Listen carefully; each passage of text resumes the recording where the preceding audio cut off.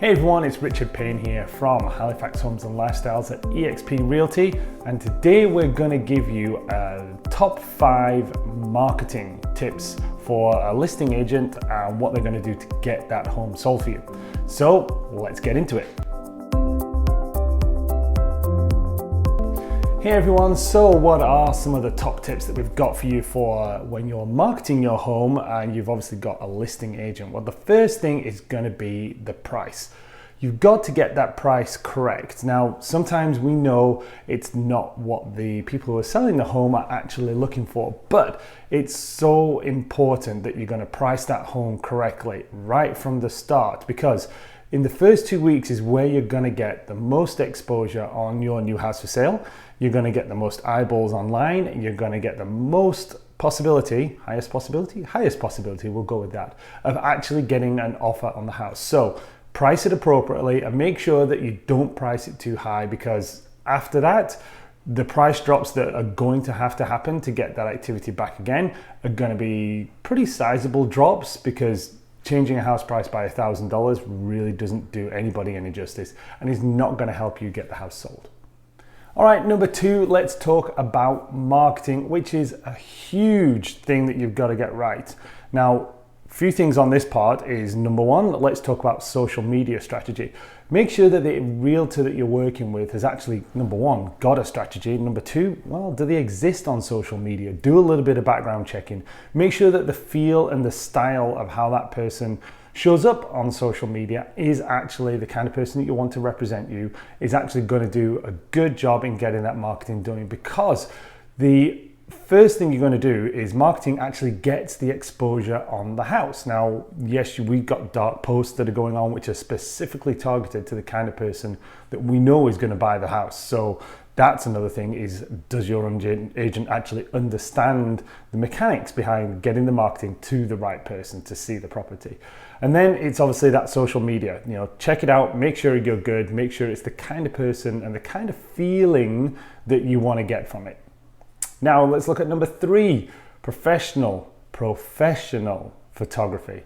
So make sure that there's none of this like walking around with the iPhone or anything else. Like you know when you see professional photography, it is so obvious and so clear, because the guy turns up with like the whole backpack. Like my photography guy, he turns up with everything in the backpack. So he's got tripods, he's got spare batteries, wonder how he remembers that.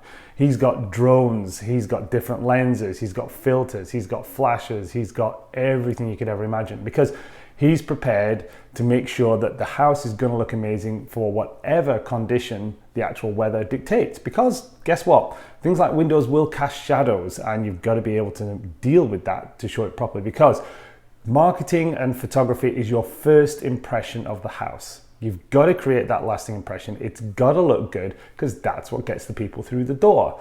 Yes, there's price involved. Yes, there's location involved. But if I look at it online and I'm like, wow, this looks really good, and I can match the price and the location I want to be in, well, chances are I'm going to make the appointment and turn up. So professional photography is essential, because it's that first, and it's the first impression, and it's the online presence as well. So make sure that gets done. Number 4, let's look at good communication. So key to make sure that from the very first meeting, the person is giving you the advice that you need to get the house sold, because hey, that's why they're in your house. That's why they're at the dining room table, the kitchen table, having the conversation, to make sure you're getting the best advice possible. It also is important to get the feedback from the viewings. And yes, sometimes that can be a challenge, because you've got to get hold of the realtor on the other side, get the feedback from them, but interpret the feedback. Make sure that the person is giving you some good advice based on that feedback as to what should happen. And it's got to be in it for you as well. Like, let's make sure that the advice you're getting is the best for you and the best to get the sale of the home. And finally, number 5, it's negotiations. So sometimes it's about the price, sometimes it's about the conditions. More often than not, it's the price and the conditions. It's the two together.